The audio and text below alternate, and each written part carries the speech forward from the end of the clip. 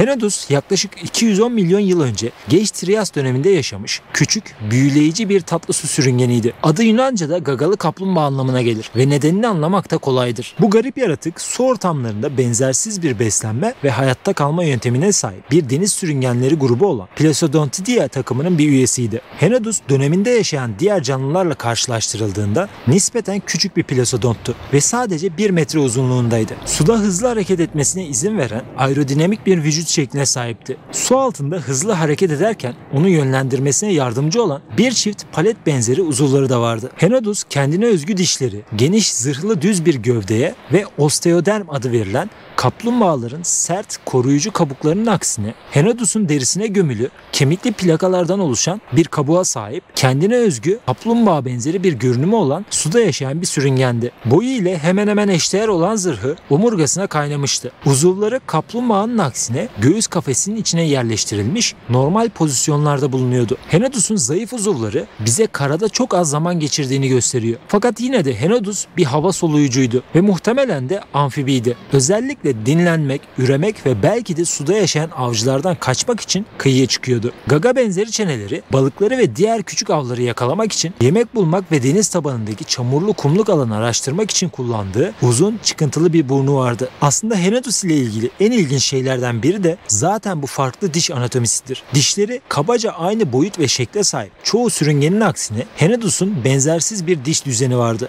Diğer deniz sürüngenlerinin çoğundan farklı olarak Henodus'un avını yakalamak ve parçalamak için kullandığı keskin sivri dişleri yoktu. Bunun yerine istiridye ve salyangoz gibi sert kabuklu hayvanları ezmek ve öğütmek için çok uygun olan bir dizi düz plaka benzeri dişleri vardı. Ağzının ön tarafında avının kabuklarını kırmak için kullandığı bir dizi yassı ezici dişler bulunuyordu. Ancak ağzının arkasında bir yırtıcı hayvana daha çok benzeyen, çok daha küçük sivri dişleri vardı.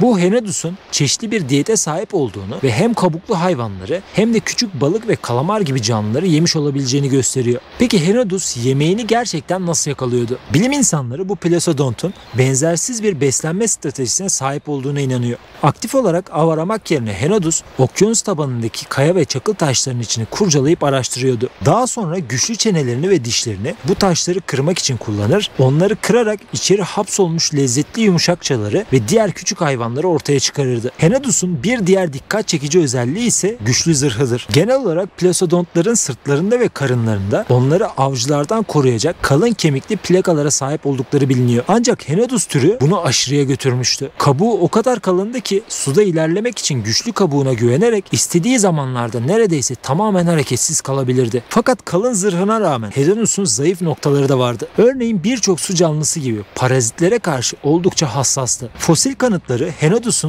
ve muhtemelen tahrişe ve rahatsızlığa neden olabilecek küçük solucan benzeri yaratıklara sahip olduğunu gösteriyor. Belki de bu parazitlerin yoğun saldırısı hayvanın daha az hareket ile maksimum av teknikleri geliştirmesine neden olmuştu. Çünkü Henodus'u zamanının diğer sürüngenlerinden ayıran özelliği yüzmeye olan bu eşsiz adaptasyonuydu. Trias sürüngenlerinin çoğu karadaki yaşama uyarlanmış olsa da Henodus'un aerodinamik bir gövdesi ve onu mükemmel bir yüzücü yapan kürek benzeri uzuvları vardı. Aynı zamanda suda ilerlemesine yardımcı olan bir dizi uzun omur nedeniyle gerçek bir yüzer kuyruk geliştiren ilk sürüngenlerden birisiydi. Henodus'un en ilginç özelliklerinden biri de sindirim sistemidir. Bu sürüngen vücudundan çok daha uzun olan ve sert lifli bitki materyallerini sindirmesine izin veren uzun spiral şekilli bir bağırsağa sahipti. Zaten bazı yakın zamanda yapılan araştırmalar da bu hayvanın dipteki yosunları süzebilecek bir ağız filtresine de sahip olabileceğini belirtiyor. Bu etçil bir sürüngen için alışılmadık bir durum. Bu durum Henodus'un hepçil hatta otçul olabileceğini bile düşündürür. Henodus günümüzde Almanya ve İsviçre'de bulunan fosil kalıntılarından bilinen ve bu bölgedeki göllerde, nehirlerde yaşadığı düşünülen ilginç bir deniz canlısıydı. Fosilleri nadiren gruplar halinde bulunduğu için Henodus'un yalnız bir yaratık olması muhtemel görünüyor. Eşsiz adaptasyonlarına ve merak uyandıran sindirim sistemine rağmen muhtemelen Henodus uzun ömürlü bir tür olamadı. Yaklaşık 200 milyon yıl önce Trias döneminin sonunda zamanının diğer birçok sürüngeni nedeniyle birlikte ortadan kaybolduğu görünüyor. Küçük boyutuna ve özel adaptasyonlarına rağmen Henodus sudaki yaşama iyi uyum sağlamış, kendi zamanında başarılı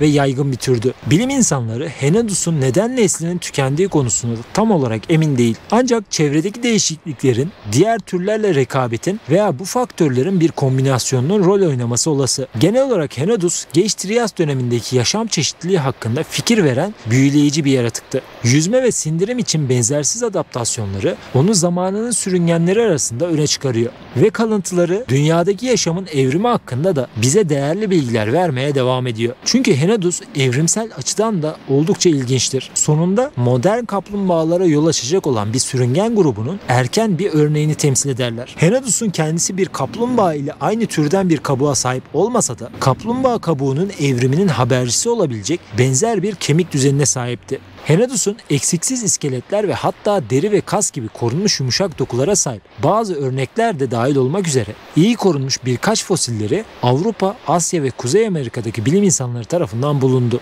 Paleontologların çalışmaları ve fosillerin korunması sayesinde bu fosiller hayvanın çeşitli su ortamlarında gelişme yeteneğine sahip, geç Trias döneminde başarılı ve önemli bir tür olduğunu bize kanıtlıyor. Fakat her şeye rağmen bu büyüleyici hayvan ve yaşadığı dünya hakkında hala öğreneceğimiz çok şeyin olduğu kesin.